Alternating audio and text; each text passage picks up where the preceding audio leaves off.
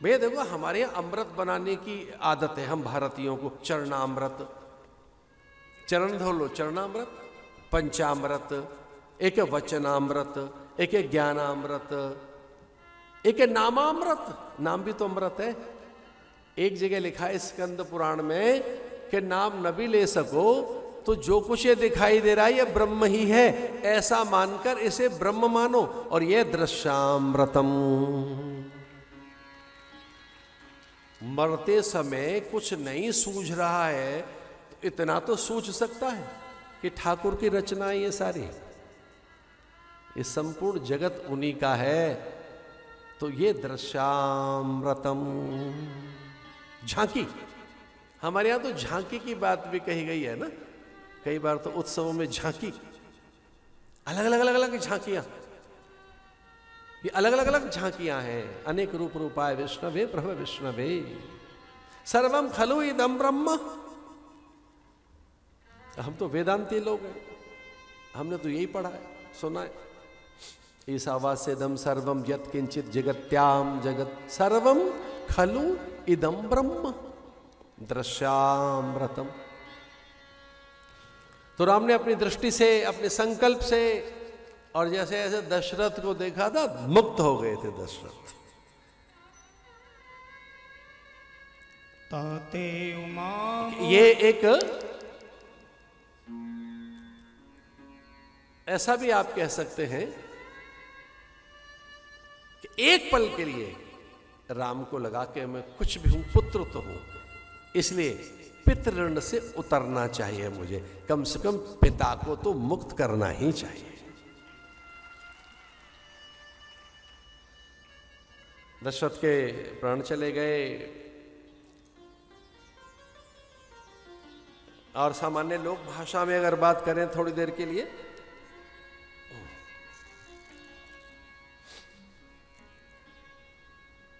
अगर लोक भाषा में बात करें तो लोक भाषा ये कहती है कि जिसके 4 बेटे और मरने के समय एक भी पास नहीं,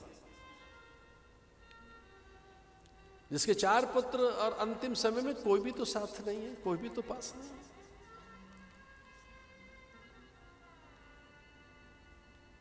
तैल की नाव बनाई गई, देह वहां रखी गई, औषधियों से आलेपन किया गया और एक संवैधानिक संकट खड़ा हो गया। संवैधानिक संकट इतना बड़ा खड़ा हो गया कि सुमंत्र चुप हो गए, सुमंत्र समाधिस्थ हो गए। सुमंत्र अपने स्वभाव में, अपनी सत्ता में, अपने मूल, अपनी प्रकृति में लौट गए। सुमंत्र की समाधि नहीं टूट रही है। समूची राज्य परिषद, मंत्री परिषद, उच्च पदस्थ अधिकारी और विशेष सचिव अथवा तो अमात्य या उस समय की मंत्री परिषद आदि किंग कर्तव्य विमूढ़ है कि अब अधिकारी कौन है, अब राजा कौन है, अब किसका आदेश अनुदेश, किसका अध्यादेश, किसके अधीन रहे हम, अब हमें कौन और क्या कहेगा, अब विधि व्यवस्था क्या कहती है। देखिए, मैं भारत की संस्कृति का एक अनुपम सौंदर्य और इस संस्कृति का उच्चतम प्रतिमान का बोध करा रहा हूं कि पूरी प्रजा ने अपने समस्त अधिकार गुरुदेव के चरणों में सौंप दिए, ये कहकर अब जो गुरु करेंगे वही होगा। रानियों ने संकेत में वशिष्ठ की ओर देखा, सुमंत्र की समाधि खुली, मंत्री परिषद हर्षित है कि अब कोई समाधान निकलेगा। गुरुदेव ने सादे पत्र पर, एक ऐसे कागज पर, राजपत्र पे नहीं, गुरुदेव ने राजपत्र पे नहीं, सामान्य पत्र पर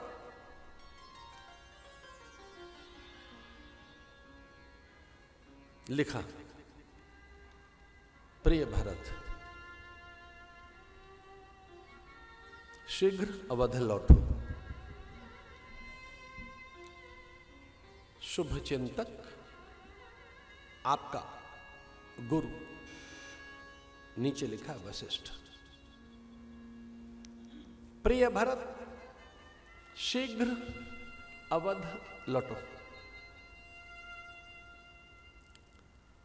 आपका शुभ चिंतक, फिर नीचे लिखा गुरु, फिर नीचे लिखा वशिष्ठ।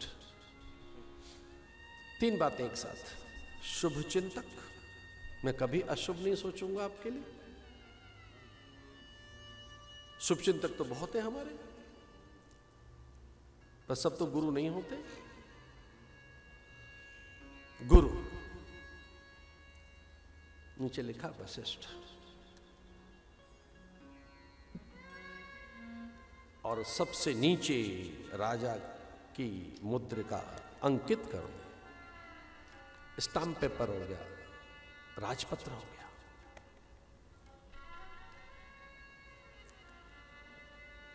खड़वांग, दीर्घमा, दीर्घबाहु, दिलीप, अंशुमान, भगीरथ, कवि, सुदुम्न, सरियाती, नभग, नाभाग, अंबरीश, इक्ष्वाक, वंश परंपरा के प्रतापी सम्राट रघु,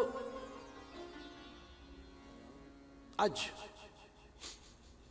दशरथ के पिता अज, और दशरथ जिस मुद्रिका को अंकित करते थे पत्र पर,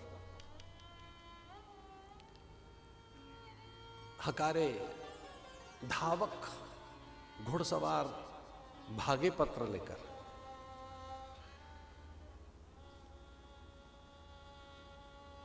जिस रात ये घटना हुई, उस रात हुआ क्या भरत के साथ?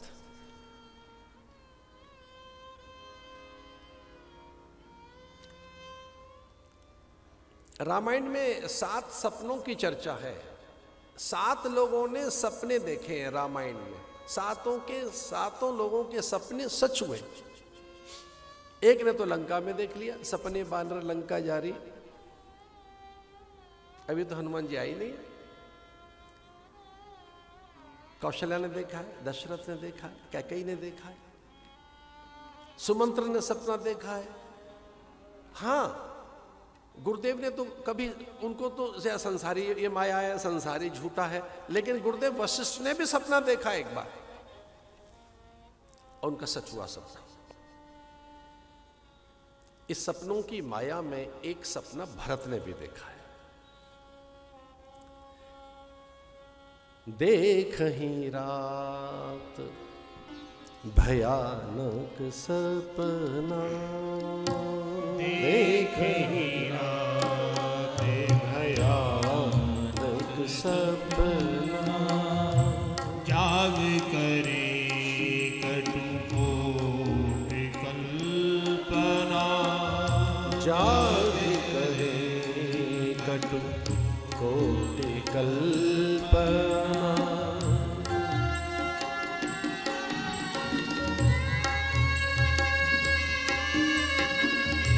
देखहि रात भयानक सपना,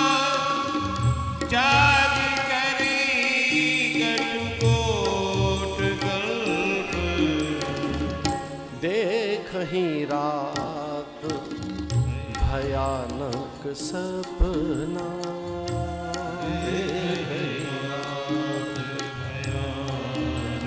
सपना, जाग करे कटुकोट कल्पना, विप्र जीवाय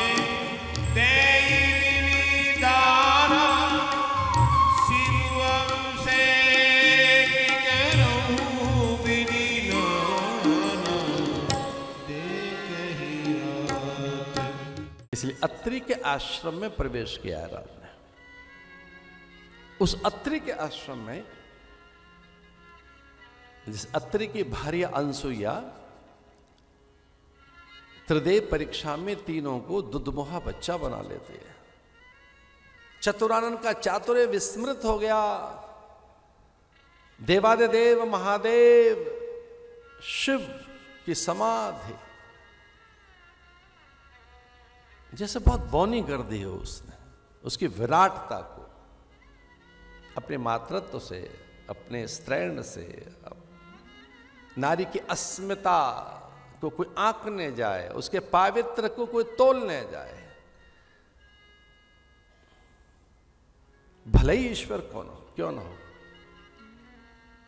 वो नवजात शिशु जैसे बन गए थे। ये अनंत अच्युत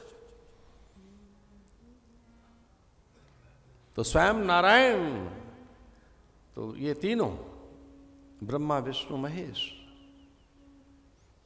ये विराट विष्णु जो एक पग में पूरी धरा को नाप लेता है, महादेव जो कर्म साक्षी है, जैसे कोटि विष्णु सहसा उनके संकल्प से ही स्फुरित होते हैं।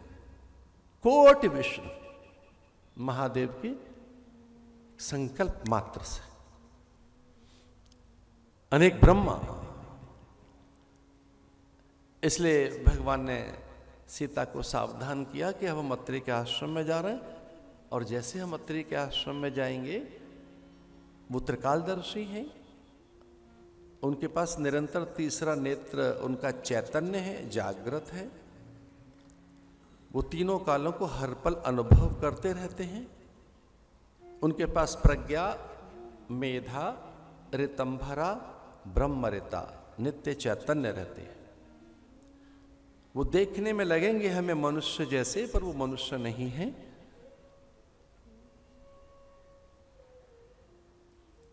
वे मनुष्य जैसे ही हैं पर मनुष्य नहीं है। उनमें दिव्यता, अलौकिकता, नित्य चैतन्य है। उनमें भगवत्ता नित्य जीवंत, जागृत, प्रखर और मुखर है। उनमें ब्रह्म तत्व नित्य मुखर है। और उनकी अर्धांगिनी मेरी मां है अनसुईया। 6 महीने उन्होंने दूध पिलाया। हम उनसे प्रकट हुए दत्त के रूप में। पहला सन्यासी भगवान दत्तात्रेय के रूप में अनसुईया ने ही तो पैदा किया है। त्रैमुख के रूप में, एक मुख ब्रह्मा, दूसरा विष्णु, तीसरा महादेव। इसलिए सीते चूक न हो जाए।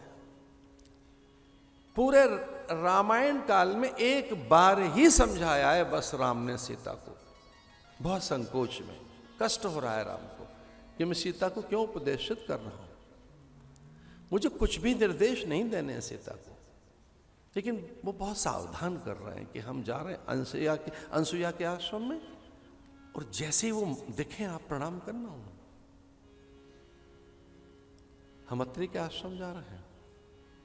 वे त्रिकालदर्शी हैं, संकल्प से कई ब्रह्मांडों की रचना कर सकते हैं।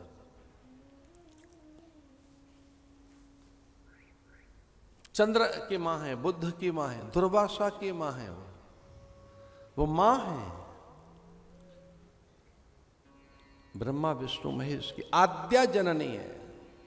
उन्हें वही सामर्थ्य है जो ललिता राजराजेश्वरी के पास है। करागुल नखोत्पन्ना नारायण दशाकृति। आ ब्रह्म कीट जननी, वो ब्रह्म और कीट दोनों को पैदा कर सकती है। वो अनेक विष्णु पैदा कर सकती है। उनके आश्रम जा रहे हैं। वो इतने सरल, सहज और इतने स्वाभाविक और इतने नैसर्गिक हैं कि वो पल्लवों के पात पर ही बैठे मिलेंगे। पल्लव पात बिछौना पर, पल्लवों के पात के बिछौना पर, वो यूं ही कहीं पत्र आसन पर मिलेंगे। वो इतने सरल भी हैं।